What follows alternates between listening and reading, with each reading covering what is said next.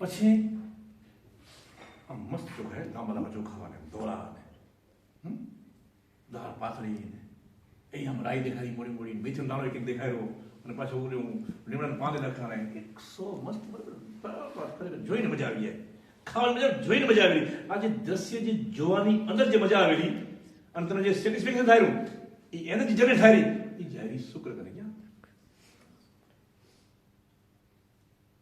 અને તમે ખાઈ લીધા અને મજા આવી ગઈ, જાનવરને થઈ ગઈ તૃપ્તિ. એ જે ઓડગાર જે આવ્યો છેડી બાકી એ એનર્જી ગઈ બુદ્ધકાને ક્યાં. આવી રીતે હર કર્મની અંદર ઇફેક્ટથી જે તે ગ્રહો તૃપ્ત બને રહ્યા અને એ ગ્રહો વર્તન મૂકે રહ્યા. વર્તન જેને કહેવાય વર્તન ગિફ્ટ આવેલી અને ગિફ્ટથી દેવું અને લેવું, ગિફ્ટથી જીવન ચાલે છે. કોઈ ગરીબ કોઈ નબળો માણસ કોઈ નબળો માણસ છે અને ઠેકડે કરીને હારે ગયો, તમને થાય કે એને રોડથી ઉપર લગવું હોય અને જરાક ટેકો કરી હારી જાય. તમે નબળા માણસનો હાથ યાદ અને તમે એને રોડ ઠેકાયો, એ જે એ વ્યક્તિની અંદર જે એનર્જી જનરેટ થઈ એ એનર્જી નીકળી શનિની અને શનિની અંદર સીધું જ બાઉન્સ થઈ શનિ ગ્રહમાં એનર્જી આટલી ઝડપે જાય એનર્જી ગઈ અને ત્યાં શનિની કેમેરો આવ્યો અને જોયું કે આ એનર્જી જનરેટ કેવી થઈ તો કે ફિરાને ભાઈ આને હાથ ચાલ્યો શું એટલે એને રિપ્લેશન ક્યાં આવશે સીધું મારા અંદર ક્યાં આવશે શનિની કૃપા, કારણ કે એને લગડો કરનાર શનિ હતો. તમે એને ટેકો દીધો એટલે શનિના બ્લેસિંગ જે છે ને એ તમારા કારણે આવશે. આમ આખે આખું ગ્રહમાળાનું એનર્જી ફોર્મ ગતિશીલ છે. શું છે આવી રીતે તમે ચંદ્ર તમારા કારણથી માગતો હતો, તમે લીધો નથી એટલે દૂધ ઉભરાઈ ગયું. દૂધ રાહુને કાંઈક થતું તો તમે લીધું છે રોટલી બળી એને તો લઈ લીધી. એને એમ ન કહેવાય કે ગ્રહ નડે રહ્યો પણ તમે એને દીધું નથી. આ ભાષા સમજવાની હોય.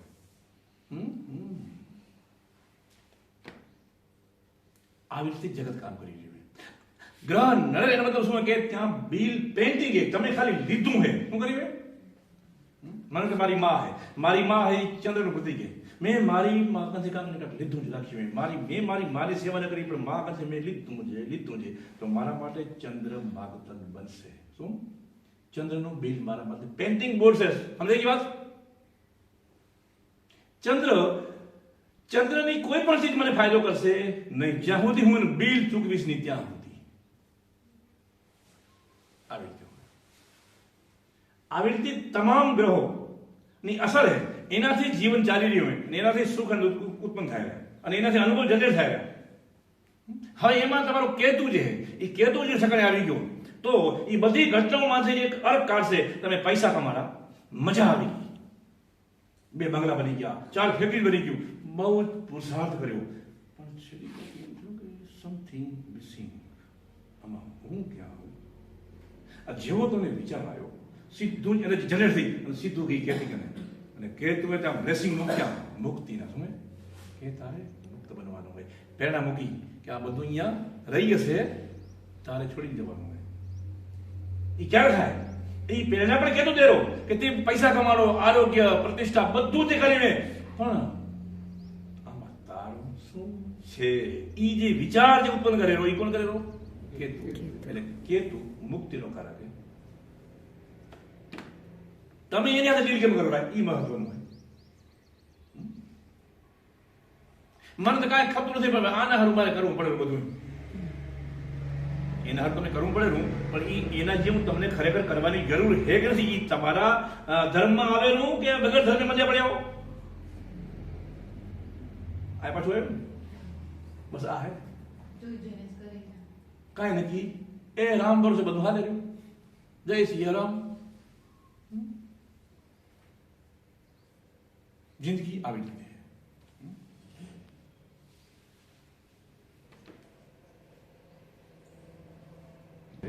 તો હવે થયું શું? તો એ ગ્રહોએ કાંઈક માલ લીધો, આપણે ઉપયોગ કર્યો અને એનર્જી જતી રહી તો એ એને કને ગઈ. તો આપણે કોણ? આપણે એક વચમાં વપરાય જવા વાળી આઈટમ છું. આપણો ઉપયોગ કરવામાં આવી રહ્યો છે.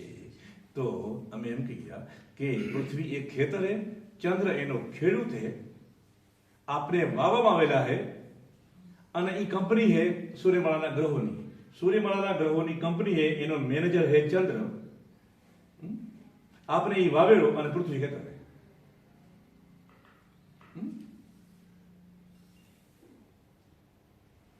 આપણે એમના ગેમનો હિસ્સો હોય.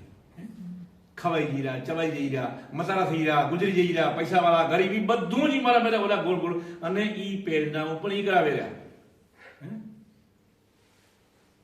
જો બધું ઈ કરાવતા હોય તો આપણો મતલબ શું હે?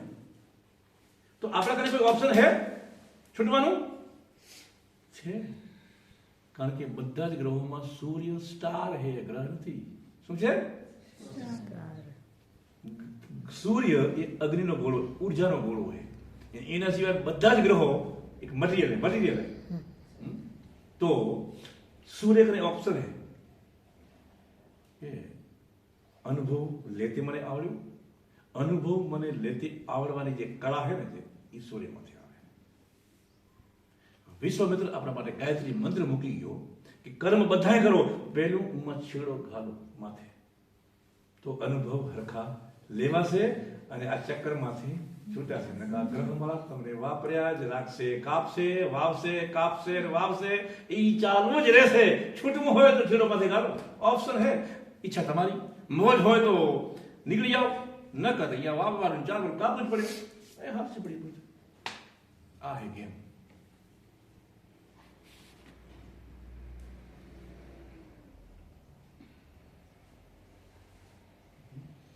એટલે પૃથ્વી એક જેલ હે. પૃથ્વી એક જેલ હે. આપણે ખાને કહેતા હતા, આપણે તમે એમ કહેતા કે કોઈ કેને કીધું નહીં, તમને સમય બધાને ક્યાંક ને ક્યાંક કહેવામાં આવ્યું હતું, પણ આપણે યાદ આવતું નથી. કેવી રીતે? મને કે આ બી દે ગોળ, સમજો.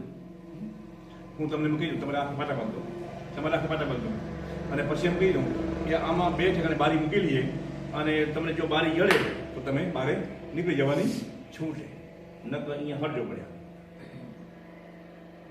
તમારા આંખ પાટા બાંધ્યા, તમે આમ બીજને આંખથી આમ હાલી જાય, હા છપડ હાલે જાવ, ગેટ આવે ખબર હે, આમ હાલતે હાલે જઈ રહ્યા, બીજ હાલી આવે.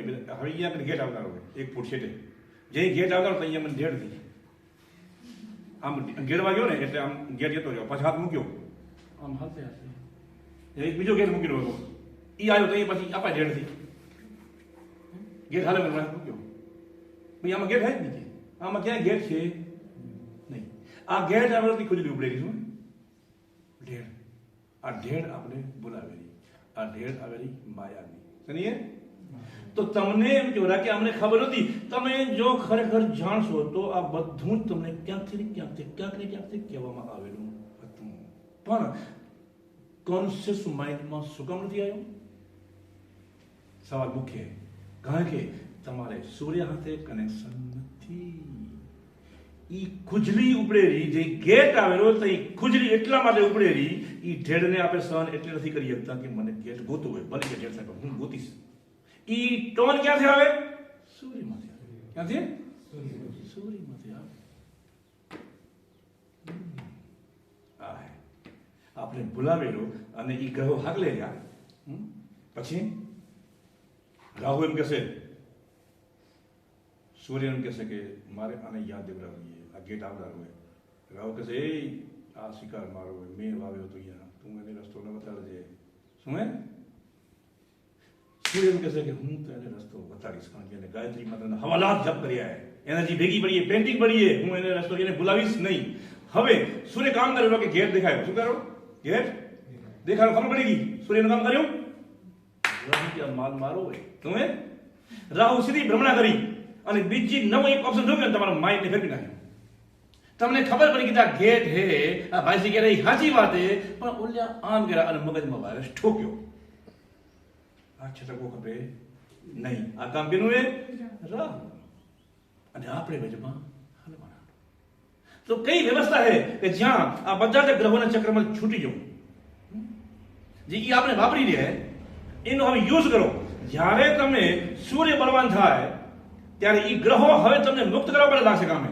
હમણાં તમને બાંધતા હતા, તમને હુરે કરતા હતા, એ જ ગ્રહો આખી સૃષ્ટિ તમને મુક્ત કરવા માટે કામે લાગશે. ચક્કર ફરી ગયું, ચક્કર ફરી ગયું. જે મારતું, જે પોષતું એ જ મારતું, એ ક્રમ દિશે કુદરતી. મન જ માયા હે અને મગજ મુક્ત હે. શું છે આ હે? તો સૂર્ય તમારે મળે જ રહ્યો. આપણે કોઈ સામે જોયું નથી. તો પાણી લોટ ગલાવવાનું હોય ને, એ એક પાંગળો પુરુષાર્થ છે, એ નથી પૂરું નહીં થાય. કારણ કે ગ્રહોનું ચક્કર ખતરનાક છે. એક કસિયા પાણીથી તમારું કનેક્શન જોડાશે નહીં. હે આ હે ચાળા, છોરાને ચોકલેટ દેવડાવવાની વાત હે, ઈ ડોઝ ઓછો પડશે. આ હે જિંદગી, બસ એક ખેલ હે.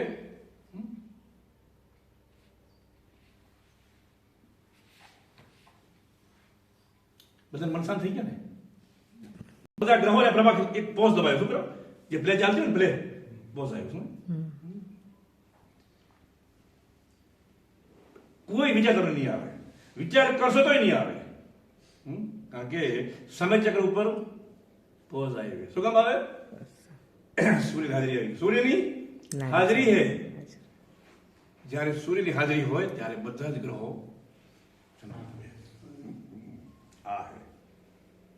આવી રીતે હોય. એ સમય ચક્ર હે. એ સમય ચક્રમાં તમે સેલ્ફી પાડી લો કે શું હે સૂર્ય અને શું હે જાગૃતિ. અત્યારે તમારી જે મનની અવસ્થા હે એની અંદર એક સેલ્ફી પાડી અને અંદર ગોડાનું મૂકી દો. કે આ સેલ્ફી અગત્યની હે. જ્યારે જ્યારે આપણે જાતને ભૂલશું ને જઈ તે સેલ્ફી કાઢી જોઈ લો ખોટું કે કેવું હતું, એ શાંતિ કેવી હતી, એ સુનકાર કેવો હતો, એ જોવા માટે સેલ્ફી પાડવાની છે.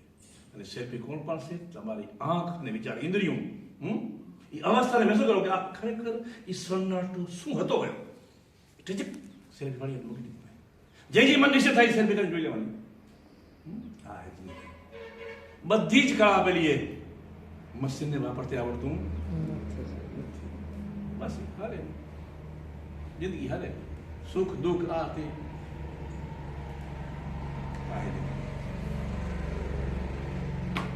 ચલો હવે ઘણી વાર થઈ ગઈ.